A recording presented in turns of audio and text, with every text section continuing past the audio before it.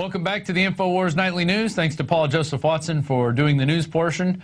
And this is our interview portion. And our guest coming up today is no stranger to the InfoWars Nightly News or the Alex Jones Show.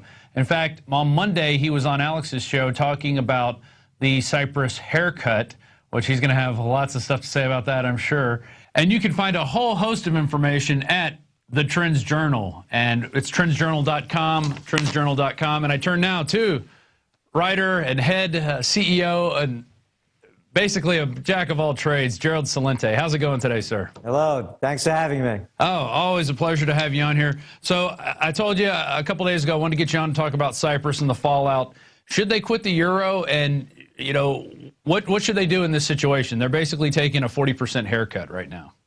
Well, let's take that word that you just used. So I'm surprised that a guy like you's been brainwashed to use a word like haircut. Why, I just got a haircut the other day.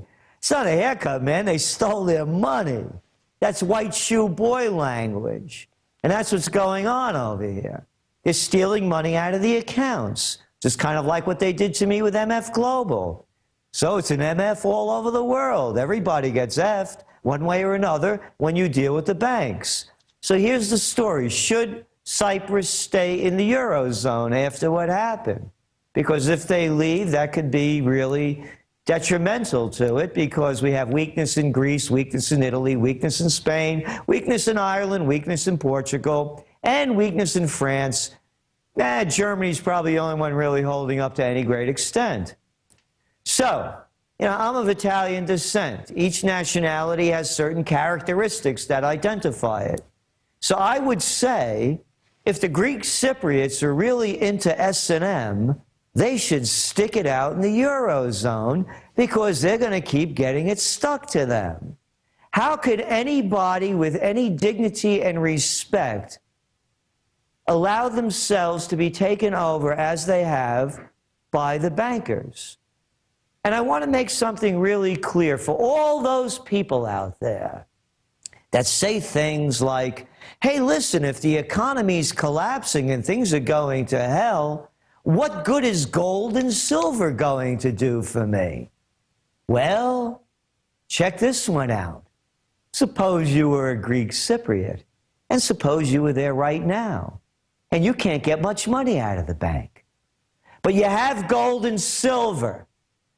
You think you could buy what you want and what you need and really get a great deal with it, because who, at this point, living in Cyprus, wouldn't rather have gold and silver than those worthless euros, or better than that, the euros that they stole from you, or the euros that you can't get out of the bank? If there's ever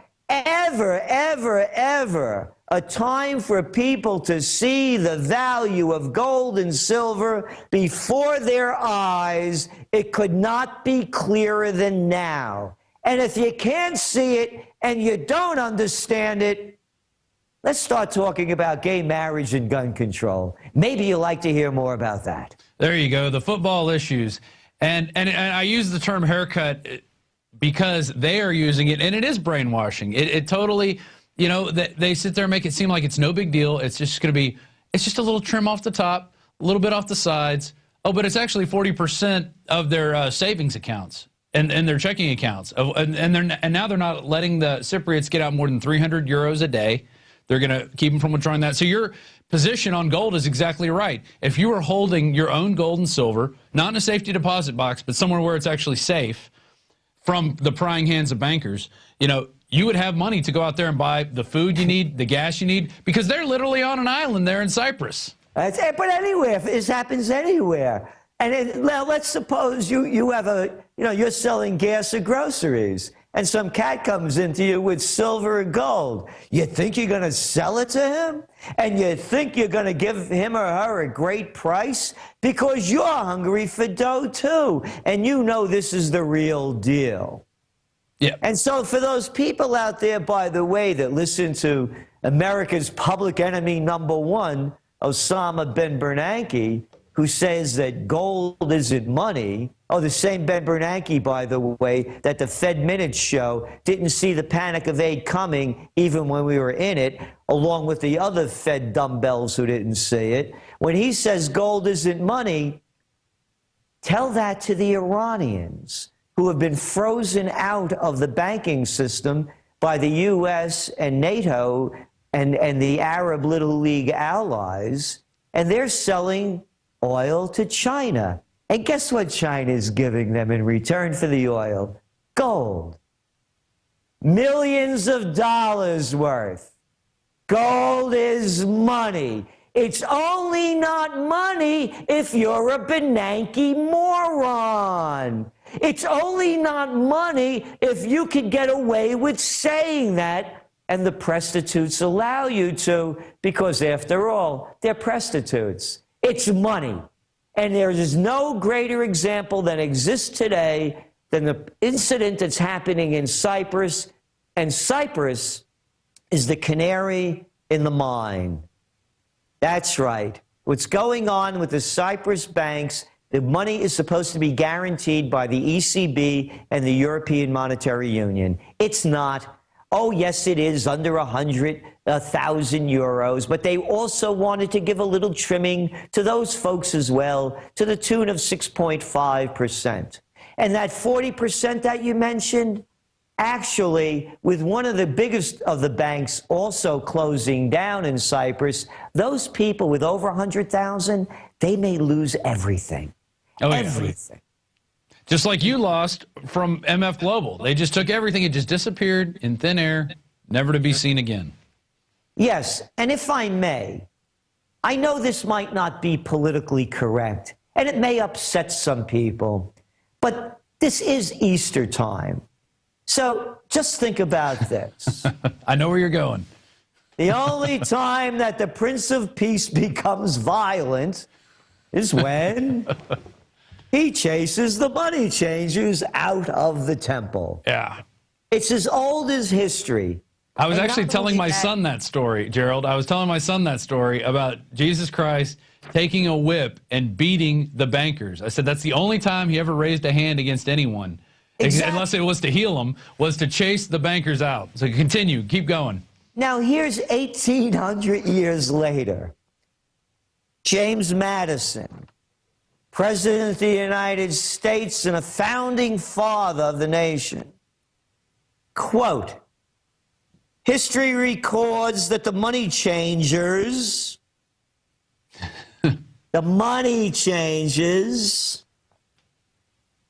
have used every form of abuse, intrigue, deceit, and violent means possible to maintain their control over governments by controlling money and its issuance.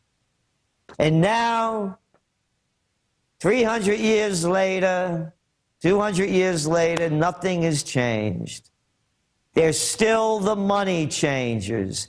Only the names and the outfits have changed. You know what I was thinking? I was thinking, being that, you can't get the history right, why we invaded Iraq over the false, the lies that they told. Right. Or why we're in Afghanistan, or the humanitarian mission in Libya. You remember that time-limited, scope-limited kinetic action.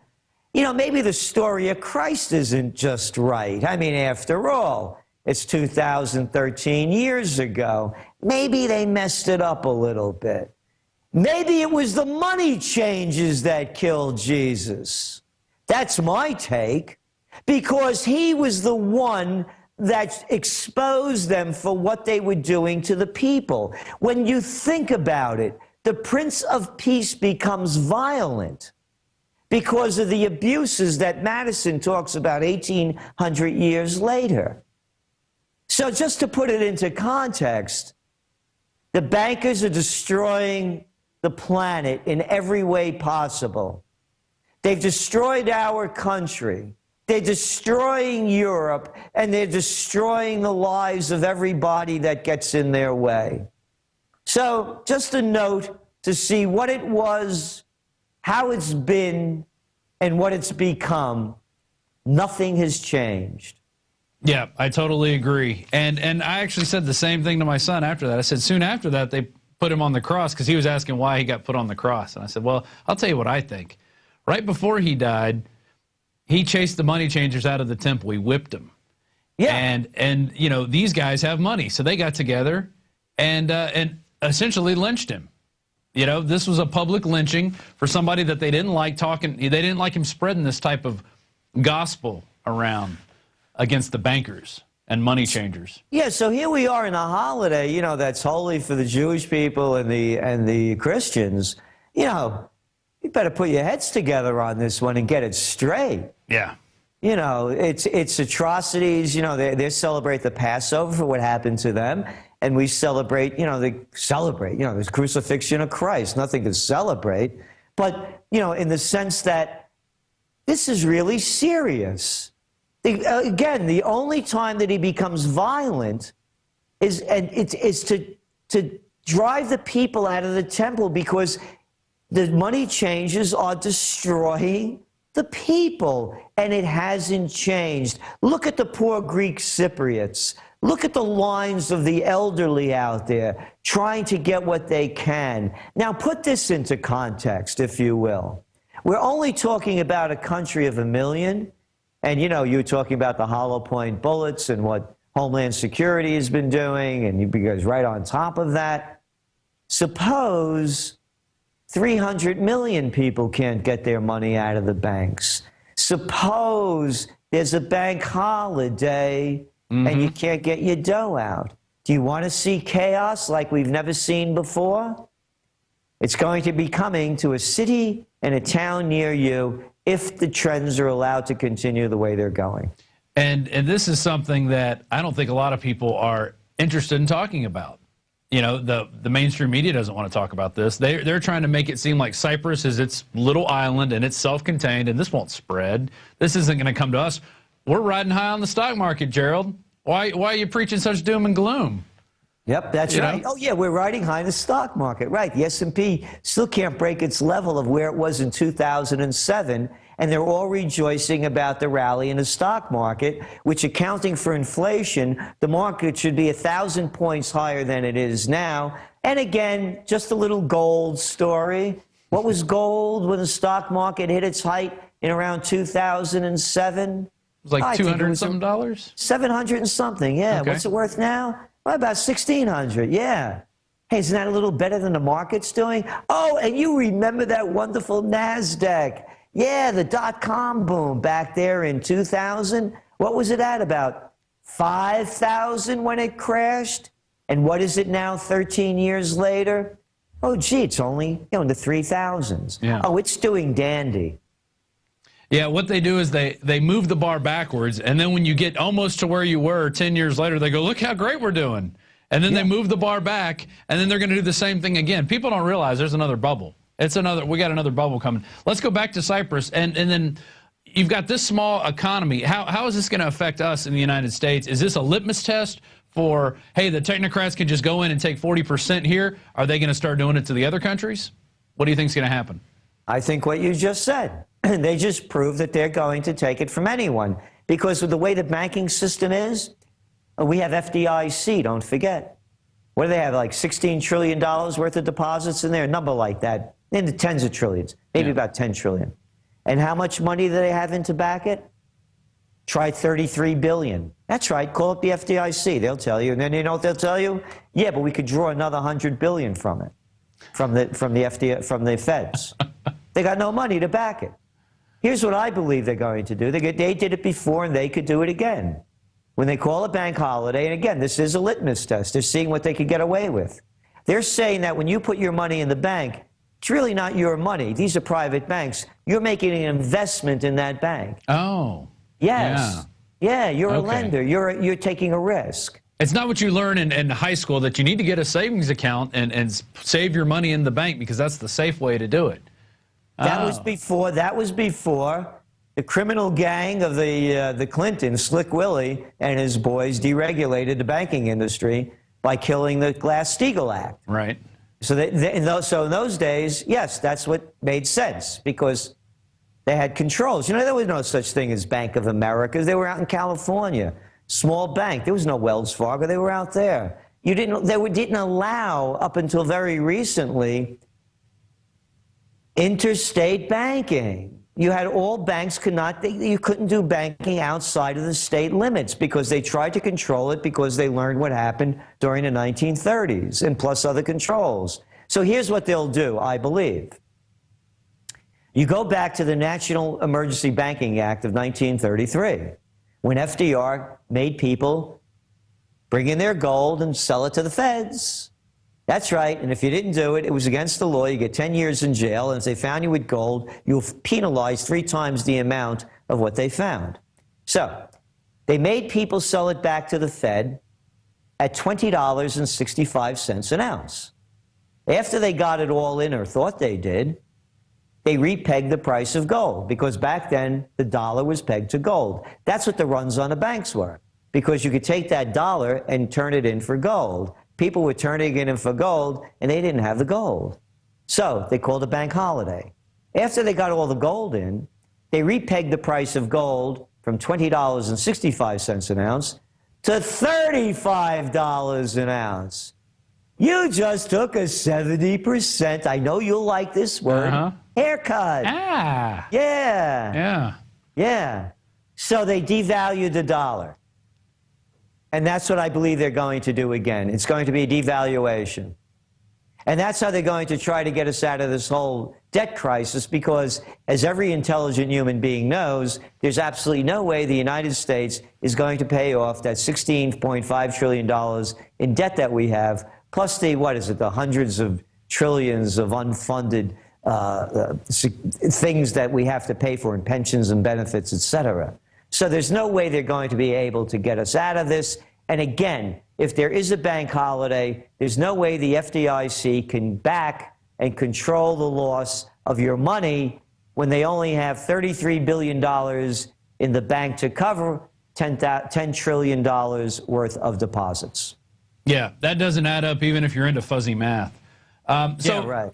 So how can we fix this? I mean, we're at the anniversary of a crucifixion. Are we going to crucify bankers? We're going to let them go, obviously, because they're perfect and they know everything. But what can we do to fix this? I mean, what can the average guy out there do? Well, again, only speaking for myself. Yeah, as you well know, I've been buying gold for since 1978, and silver as well. Not as much, but and so only speaking for myself. I don't give financial advice. Number 2 is that we have to put back in place the laws that prevented this from happening before. Glass-Steagall has to be totally reinstated. Totally. It's the only way.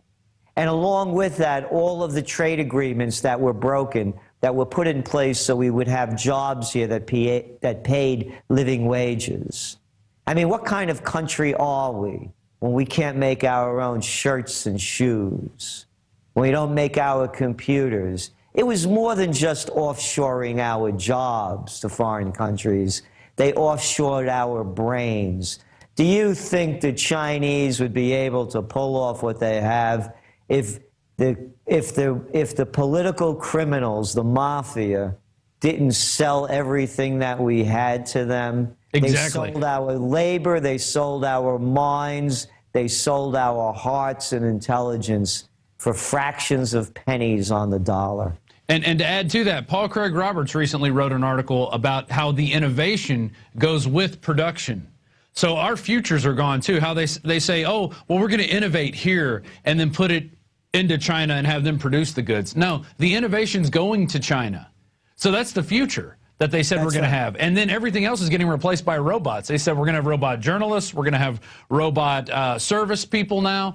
Everything's going to be robots. So what are we going to be doing? We're going to be left around being useless. Well, again, we become a service sector society. Think of the word service.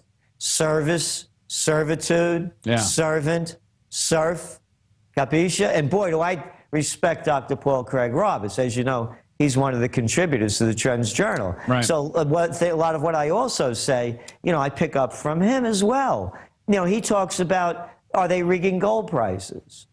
And one thing he brought up that I didn't think about, I know that they rigged the LIBOR rates. I mean, what is that, $700 trillion worth of rigging? Right. And then he made the point, Yeah, and they're rigging the bond market right in front of our eyes. Nobody's talking about that. The Fed is rigging the bond market. They're buying $85 billion worth of bonds and securities each month.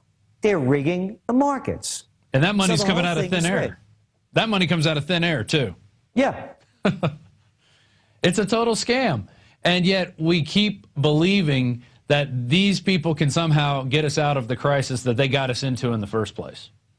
Yes, and that's the tragedy. And for anybody that thinks that these people that got us into the problems are going to get us out and they come from a higher order, you know, the story that my favorite story of the year was when they found King Richard III's bones under a parking lot.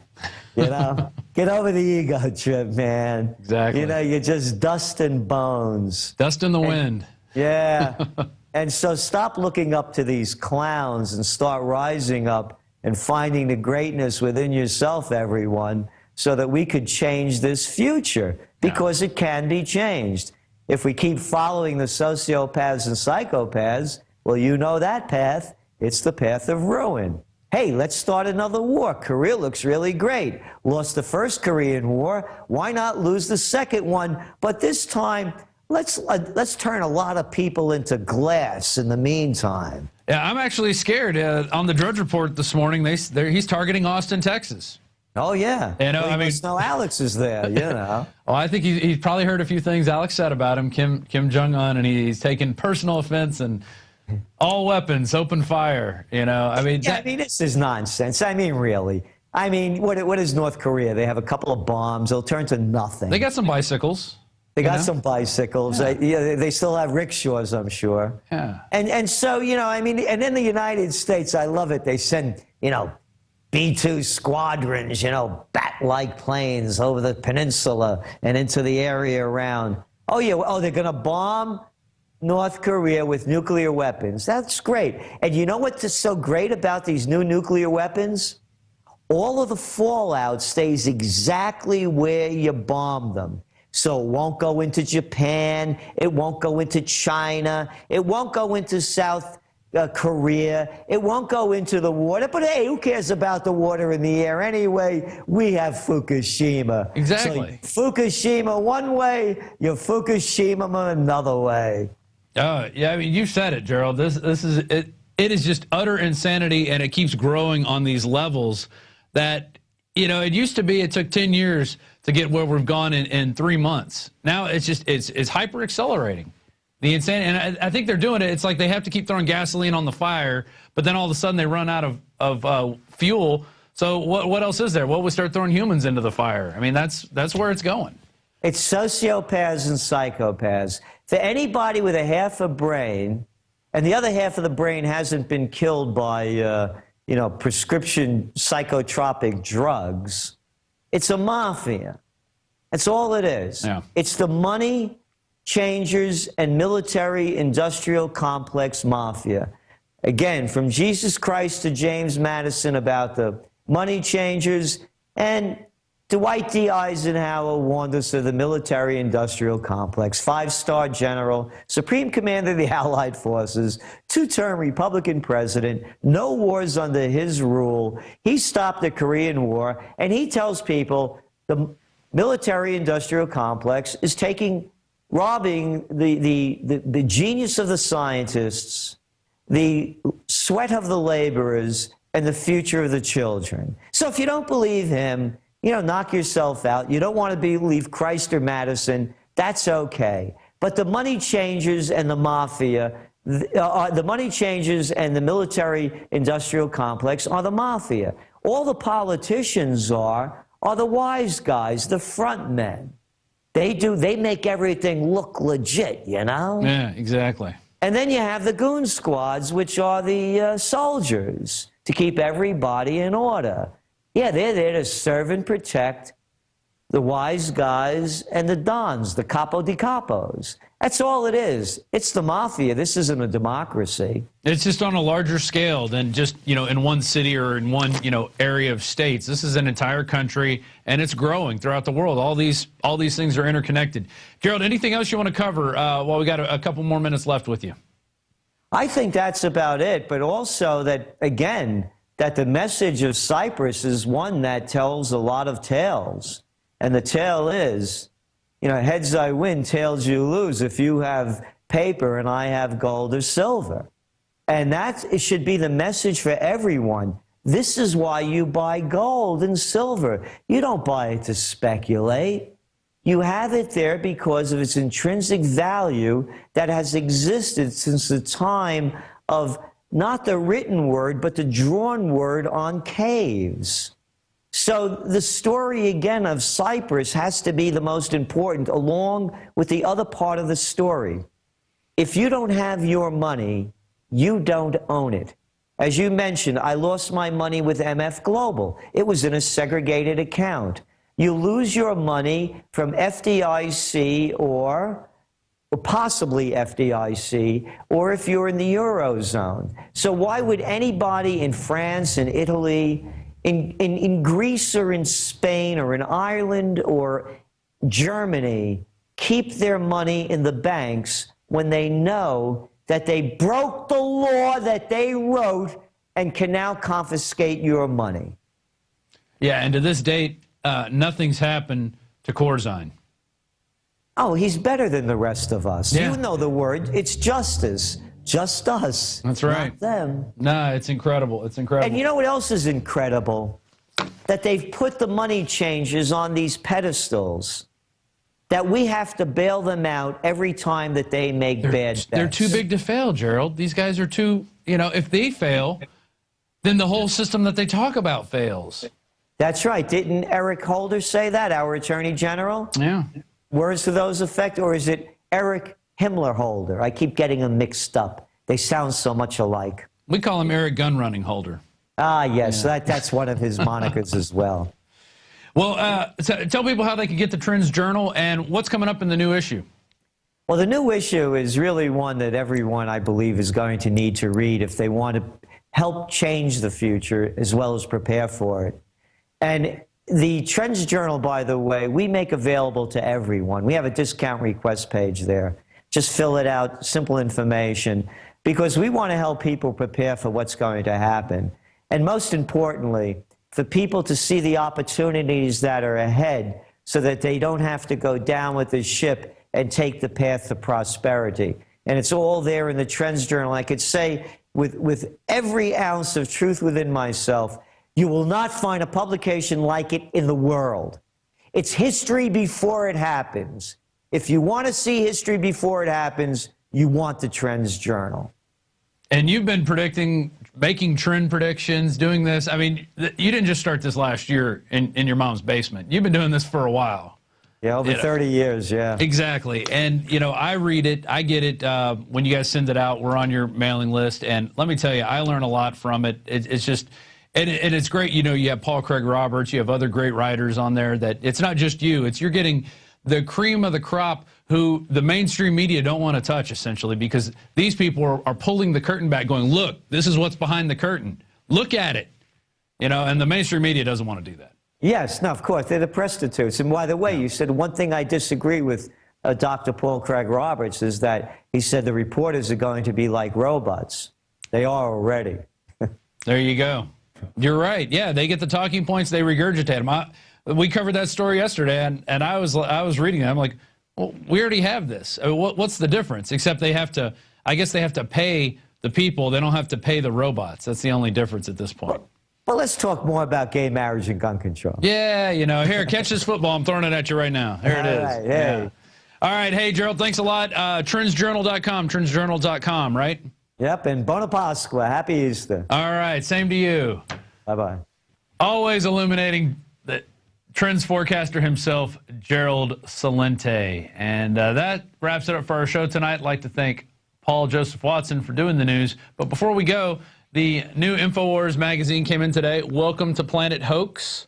There it is. That's a great-looking cover, sure to attract attention out there. And we have many different ways that you can get this. But I want to show you a few articles here. Here it is, Welcome to Planet Hoax. Here's Alex's article, 10 Giant Media and Government Hoaxes. Included in there is the one that I went off on the other night. Osama bin Laden was killed in 2011. Yeah, sure he was. We got the ammo buy hoax. I mean, and this thing's loaded with graphics. Obama's Man Behind the Curtain by Kurt Nimmo. No More Hesitation. This is on the paper targets that, oh, there's the pregnant lady in her house. There's the little boy with his daddy's gun. There's the young mom with her daughter. There's the old lady in her house, in her kitchen. All these are terrorists. All right, we got to be trained for no more hesitation to shoot them. The boy who stopped the murder plot with a gun, and the national media ignored the story. Now look at this. Look at this one right here. Comrades, turn in your weapons. Here's a poster from 1918. Look at what these people are giving back. Look what they're handing in. They're giving to their commissar, their local officer. They're handing in their guns. They're even handing in their swords. Okay? And up here it says, comrades, turn in your weapons. All right, and you got the hammer and the sickle and the red star. Okay, and then you have the leftists out there that like to say, well, the people that want your guns, the gun grabbers, oh, Stalin never wanted the guns. Hitler never wanted the guns. He even has a quote of Goebbels in here.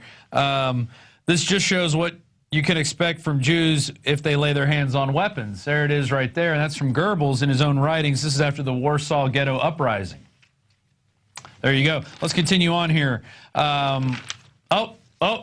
Avert your eyes. Let's turn this. This is our pinup. I mean, hang this up in your store. This will definitely get some. Oh, it's Madame Feinstein. Hi, are you going to take my guns today? Yes, I am. Give me all your guns, Mr. and Mrs. America. I mean, talk about despicable and disgusting. Here's the scorecard. How many rights have Americans really lost? There it is. That's from Washington's blog. I mean, great stuff. And then, you know, as Gerald was talking about throughout the interview today, gold and silver. We have a great special from Midas Resources. 2 silver dollars at cost for $72. Plus you get the American Dream film, plus the Obama Deception, plus the book, Dishonest Money. So even if you have these, you can pass them out and educate some people. Because, you know, American Dream's a little over 30 minutes long, a lot of great information, and it kind of gives you, it's a great primer to like slap you over the head and say, hey, look, here's the Federal Reserve. You know, this is how it all started. Red Shield, what does that mean? Well, it's Rothschild. The Obama Deception. This breaks through the left-right paradigm because Alex did so many documentaries against the Bush administration, and then Obama came in, and in March of 2009, we released this, okay? And it has everything in there, and everything that Obama's basically done. We were even talking about him going into Africa back then, and now it's all coming true. We're in Africa. We're full tilt boogie. The book Dishonest Money, you can get that all by going to MidasResources.com. There's the phone number, 800-686-2237. Get your gold and silver. And if anybody from Cyprus out there did use gold and silver in a transaction during this crazy time, you know, that you guys are going through, send me an email. I'd like to get you on the show to talk about it. RobD@Infowars.com, RobD@Infowars.com. If you know somebody out there who's been, or if you yourself have been in you know, a time where they were, if you're in a different country and they suddenly cut off the money supply or something, and you're able to use gold and silver, let's share those stories. Let's, you know, I have silver. I don't have gold. I'm not heavy in the pockets like that, and I didn't get in early enough when gold was inexpensive. But I was getting into silver. I've been getting into silver, and silver's a great way to go. Especially if you don't have a lot of money, you only have, you know, maybe $50 a week to put aside. Get you some silver. It's a great tool to have, and you never know if you're going to need it. And it's better to have it, and even if they tank the dollar for some reason, well, at least you have some reserves in silver that you can cash in for anything like that. One more thing, if you're watching this on YouTube, please go to prisonplanet.tv and sign up for a membership. It's $5.95 a month. We have a 15-day free trial. You've got the Alex Jones radio show, you have the nightly news, you have special reports, all the movies. We even have some films that we didn't produce ourselves, but we do carry at the InfoWars store. We have United We Fall, which is from Dan Dix of Press for Truth, and Don't Tread on Me. It's about the Tea Party movement. So, you know, a lot of stuff there on prisonplanet.tv. It is the way we fund the lights, we fund the cameras, the suit. Actually, Jones told me to go out and buy a new jacket, so I went out and got this jacket, which I've been wearing for the last few months, along with the other stuff. And, we definitely appreciate your support out there. We're trying to get the truth out. We're trying to bring you the people out there like Gerald Celente, like Paul Craig Roberts, the other great thinkers that we've had, Mike Adams. Getting all these people in here takes time. It does take money, and we appreciate your support for joining us at prisonplanet.tv. Plus, you get the InfoWars Nightly News when it comes out at 7 p.m. Central every night, because it comes out on YouTube the next day. We have our YouTube guy out in Oregon who does that for us. And say a little hi to Dave out there. Anyway, that's it for the InfoWars Nightly News. I'm Rob Dew. Thanks to Paul Watson for doing the news, and we will see you next week.